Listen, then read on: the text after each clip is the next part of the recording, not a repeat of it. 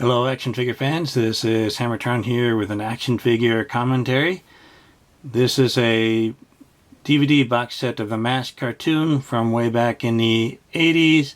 That was an entertaining cartoon, and there was an entertaining toy line back in the 80s, and it looks like in 2025 the toys are going to be manufactured again at the same scale as the original.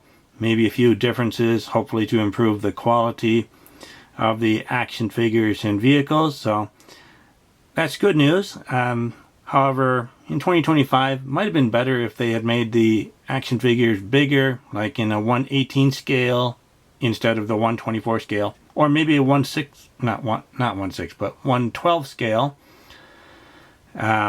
which would be very big. Some of these vehicles are pretty big, so that would be very, very large and very expensive. But at least a 1/18 scale would have been better, because there are already many action figures that are in the 1/18 scale, and this would go along with those nicely. I think everything that appeared in the cartoon was turned into a toy, which is nice. Hopefully they make all the originals over again, and then maybe they make some new toys based on some unproduced prototypes, if there were some. Or they could make some all new characters and all new vehicles. That would be fun and exciting. So let's take a look at what is being released this year in 2025. Here we have a picture of the first 4 vehicles that are being released in this new M.A.S.K line. This is being produced by a company called The Loyal Subjects, and the Loyal Subjects licensed M.A.S.K from Hasbro, because Hasbro doesn't want to make toys anymore. And I think Hasbro bought the company Tonka. Tonka had bought Kenner. Kenner was the company that created M.A.S.K in the first place in the 80s, and then it was bought by Tonka, and then Tonka was bought by Hasbro, and so Hasbro owns the rights to M.A.S.K and has licensed it out to the Loyal Subjects to make these toys. And it looks like they're making them the same scale as the original. I think they've made some changes. Now the picture here might be a little warped, maybe a little elongated, so it's not quite accurately representing the way they would actually look. And at first glance they do look pretty nice. Starting at the top right, the Condor, the green motorcycle, that turns into a helicopter. That looks pretty cool. And then the bottom left is the Thunderhawk with Matt Tracker, the leader of the M.A.S.K team. And then the bottom right is the Switchblade, which is the vehicle piloted by Miles Mayhem, the leader of the bad guys called V.E.N.O.M. And then the top left is the Rhino, the Mobil armored command for the good guy team. So 3 good guy vehicles for 1 bad guy vehicle, and these were probably among the original vehicles that were released in the 80s. So nice choices. It's a little disappointing that they're still 1/24 scale. I think most people have 1/18 scale or 1/12 scale.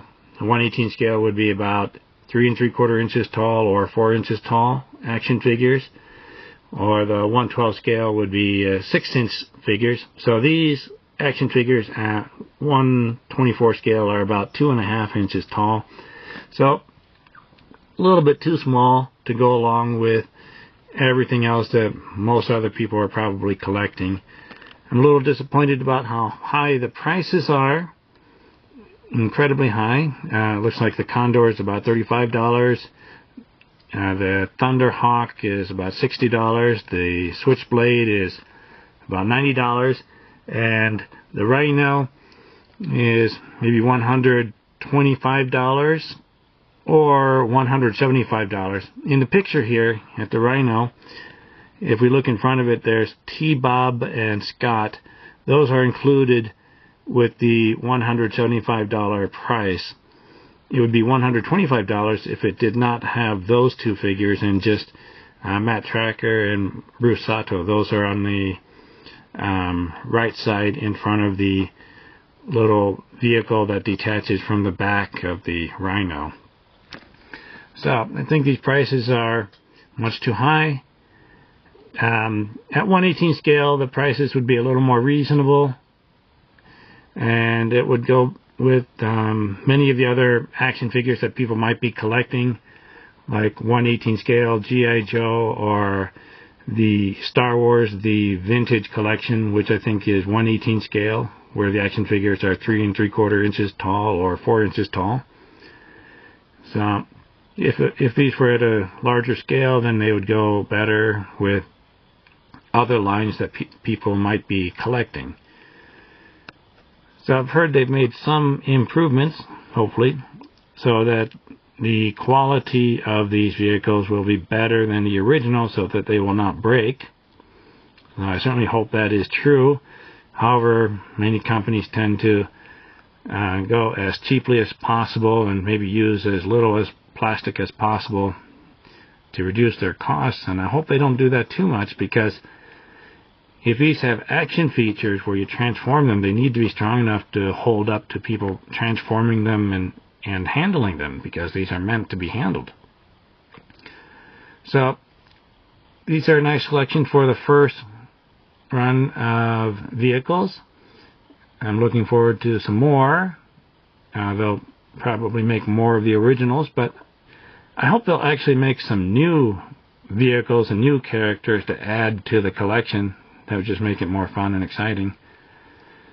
Now, one problem with the vehicles is I don't think there's a lot of reuse that is possible. You can't just recolor it because it didn't appear in the cartoon. These are not like army building vehicles where you'd want to have many of the same one. So that could be part of why it's expensive. What the loyal subject should do is, if these vehicles are produced in 2025, 2025 cannot be the only year that they produce these particular vehicles. If this line does well, the people buying them in 2025 are going to enjoy it, but how about in 2026 or 2027? There might be new fans that discover the line and want to buy these vehicles, and they didn't know about it in 2025. So the loyal subjects should have a plan to continue producing more of these in the future for more new fans who might want to get these vehicles that they missed out the first time because they didn't even know about it. That's a problem that a lot of toy companies have, where they just don't produce products over and over again because they're not thinking about the possible new fans in the future who just discover the line later on. So they look nice. They're pretty expensive. Now the Rhino, the top left, I think they have some special anniversary edition that is in black plastic with gold chrome, and that one sounds like it's $150. And if it didn't appear in the cartoon or the comic book, I don't think I'm really interested. I think they're just trying to reuse the mold that doesn't have a whole lot of reuse over time. So I don't think I'll bother with that one. But the high prices and the smaller scale, I think, limits the appeal. And I'm not sure this line will do very well, which is too bad because it's a really nice idea. So thank you for watching my commentary. Leave a comment below the video. Let me know what you think of these M.A.S.K vehicles. I'm still not sure if I'm going to be getting these because they're high prices and the scale is a little too small to go with the other action figure that I collect. So thank you for watching. Leave a comment and like the video, and I will see you next time in my next action figure review or action figure commentary. Bye everyone.